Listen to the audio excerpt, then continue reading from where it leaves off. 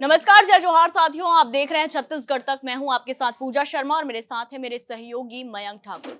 साथियों, देश में लोकतंत्र का महापर्व चल रहा है। हालांकि छत्तीसगढ़ में लोकतंत्र का जो महापर्व है वो संपन्न हो चला है, लेकिन इस बीच छत्तीसगढ़ की पूर्व कांग्रेस प्रदेश प्रभारी कुमारी सैलजा के एक नोटिस ने छत्तीसगढ़ का सियासी पारा हाई कर दिया है। बता दें कि पूर्व कांग्रेसी नेताओं के खिलाफ कुमारी सैलजा ने यहां पर लीगल नोटिस जारी किया है। अब ये जो पूर्व कांग्रेसी कार्यकर्ता और नेता है वो बीजेपी का दामन थाम चुके हैं और इसके बीच उन्होंने लगाए गंभीर आरोप कुमारी सैलजा पर। उन्होंने छत्तीसगढ़ के कथित शराब घोटाले और कोयला घोटाले को लेकर सैलजा पर गंभीर आरोप लगाए हैं। लेकिन वो आरोप क्या है और क्या नोटिस कुमारी सैलजा ने यहाँ पर उन 11 नेताओं को दिए हैं, इसके बारे में जानकारी देंगे आपको मयंक। जिस तरह से अभी देख रहे हैं कि लगातार छत्तीसगढ़ में कांग्रेस जो है वो बिखराव की स्थिति में देखने को मिल रहा है। लगातार मनमुटाव कांग्रेसी नेताओं के बीच देखने को मिल रही है और पूरे लोकसभा चुनाव के दौरान भी हमने जब देखा कि एकजुटता कांग्रेस में देखने को नहीं मिली। अब ये एक नया भूचाल आ गया छत्तीसगढ़ में। अगर हम कहें कि कुमारी सैलजा जब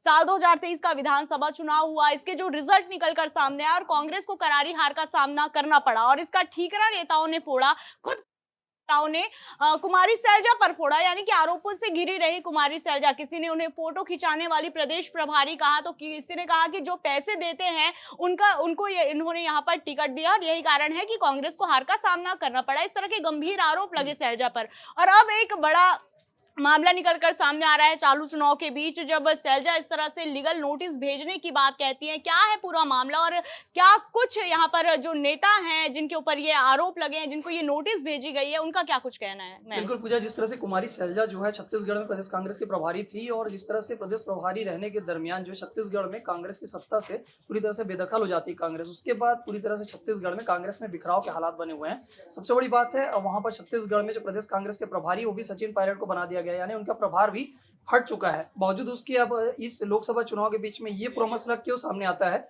इसकी वजह बताना बेहद जरूरी है, क्योंकि कुमारी सैलजा जो है वो सिरसा से चुनाव लड़ रही है और वहां पर जो कांग्रेस के कई नेता जो है, प्रदेश कांग्रेस के महामंत्री चंद्रशेखर शुक्ला की बात की जाए या पूर्व विधायक शिशुपाल सोरी की बात की जाए, चौलेश्वर चंद्राकर जो कि जिला अध्यक्ष भी रह चुके हैं, ऐसे जो तमाम जो नेता है जो कांग्रेस के लीडर थे, वो तमाम कांग्रेस के लीडर इस लोकसभा चुनाव के पहले बीजेपी का दामन थाम लिए हैं। ऐसे तमाम जो लीडर है जो संगठन में बड़े बड़े पद में थे, करीब 11 लोगों को कुमारी सैलजा ने नोटिस जारी किया है। इसके पीछे वजह यह है कि इन नेताओं को चुनाव के दरमियान बीजेपी ने सिरसा में ड्यूटी लगाई है, क्योंकि उस इलाके पर कुमारी सैलजा चुनाव लड़ रही है और उस क्षेत्र पर ये बीजेपी ने तय किया है कि ये जो नेता जो कांग्रेस से बीजेपी में शामिल हुए हैं वो कुमारी सैलजा पर पूरी तरह से घेराबंदी करके रखे। और ये नेता जब उस क्षेत्र पे कुमारी सैलजा के क्षेत्र पर छत्तीसगढ़ के नेता जाते हैं तो वहाँ के बीजेपी नेता भी सोचते हैं कि ये छत्तीसगढ़ के बीजेपी के नेता वहाँ जो है सिरसा में जाकर कर क्या रहे हैं। जब वहां पर जाके ये प्रेस कॉन्फ्रेंस करते हैं और पूरी तरह से कुमारी सैलजा को घेरते दिखते हैं, उन पर कई तरह के गंभीर आरोप लगाते हैं, क्योंकि छत्तीसगढ़ में जो नेता जो बीजेपी का दामन थाम लिए हैं उन लोगों ने आरोप लगाया कि कुमारी सैलजा ने जो बीते चुनाव थे जो कांग्रेस में प्रदेश प्रभारी के रहते उन्होंने चुनाव संपन्न कराया, उस दरमियान उन्होंने जो टिकट बांटी है, जिसको वहां पर टिकट दी गई, 22 विधायकों के टिकट काटे गए, इस सारी चीजों पर काफी जो है गंभीर जो आर्थिक अनियमितता का भी आरोप उन्होंने लगाया है।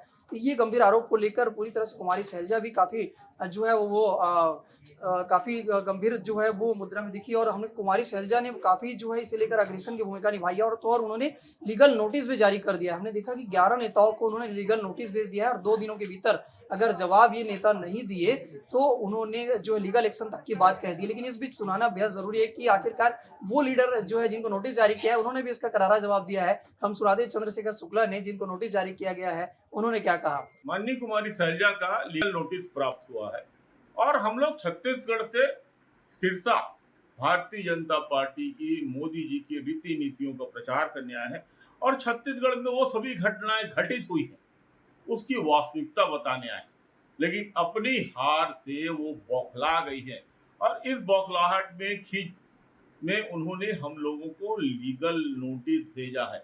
इस नोटिस से ना हम डरे थे ना डरने वाले हैं। हम सनातन के धर्म के रक्षक हैं और इसका बकायदा कानूनी सही प्रत्युत्तर दिया जाएगा। इसके साथ ही आलोक पांडे जो कि जो कांग्रेस में थे वो भी अब बीजेपी में शामिल हो चुके हैं, वो भी सिरसा में है, उनको भी एक नोटिस जारी किया गया, लेकिन उन्होंने भी करारा जवाब दिया और तो उन्होंने एक गंभीर आरोप कुमारी सैलजा पर ही लगा दिया है।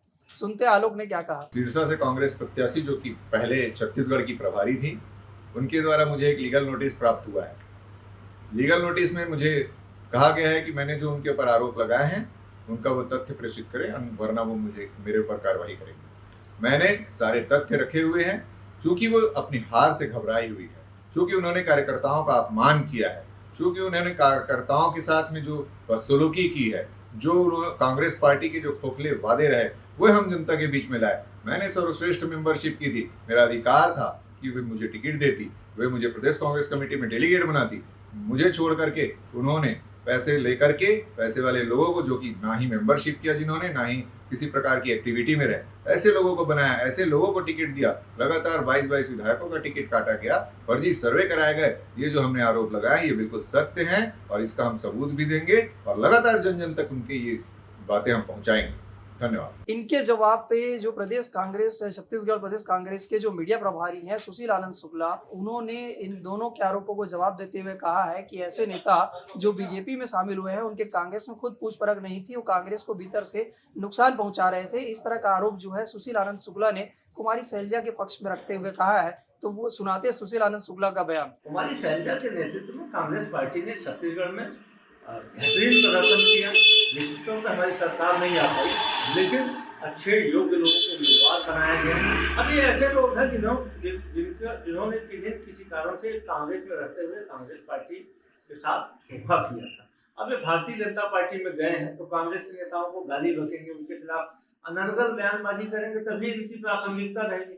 इनको अपनी वहाँ दुकान चलाने के लिए जरूरी है कि कांग्रेस के नेताओं को के खिलाफ बयानबाजी करें और इन लोगों की बात का कोई अर्थ नहीं। जहाँ गए हैं चुनाव प्रचार के लिए, शिक्षा की जनता भी बेहतर ढंग से समझ रही है कि ये सारे लोग महत्वहीन लोग हैं, इनका कोई औचित्य नहीं है। भारतीय जनता पार्टी में भी इस लोकसभा चुनाव के बाद में इनकी स्थिति चौखट के बाहर की ही रहेगी। तो ये पूरा मसला था जिसे लेकर पूरी तरह से छत्तीसगढ़ की राजनीति में भूचाल आ चुका है। लेकिन सबसे बड़ी बात है कुमारी शैलजा जो छत्तीसगढ़ के प्रभार से हट गई है, उस क्षेत्र में बीजेपी ने नेताओं को ड्यूटी लगाई है। पूजा, तो देखने वाली बात है कि उनकी घेराबंदी करने के लिए बीजेपी ने किस हद तक प्लान किया है कि छत्तीसगढ़ के नेताओं को उस क्षेत्र पर घेराबंदी करने के लिए भेजा है।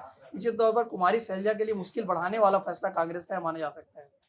बिल्कुल, और ये बहुत बड़ी बात हो जाती है मयंक, क्योंकि जब विधानसभा का चुनाव था इस दौरान कथित जो शराब घोटाला और कोल लेवी का घोटाला है जिसमें खुद कांग्रेस के कई दिग्गज नेताओं के नाम शामिल हुए हैं, आरोप उनके ऊपर लगे हैं। और अब इसी मामले को लेकर जो पूर्व के कांग्रेसी नेता हैं जो अब बीजेपी में शामिल हो गए हैं, उन्होंने पूरा ठीकरा एक बार फिर से कुमारी शैलजा के ऊपर यहाँ पर फोड़ दिया। और तो और वो सिरसा में जाकर ये कहते हैं कि जिस तरह से कुमारी शैलजा ने कांग्रेस के टिकट में यहाँ पर पैसा लेकर, जिन्होंने सबसे ज्यादा पैसा दिया उन्हें टिकट दिया, तो ये जो वास्तविकता है वो यहाँ की जनता को पता होनी चाहिए, ये बताने के लिए हम यहाँ पर आए हुए हैं।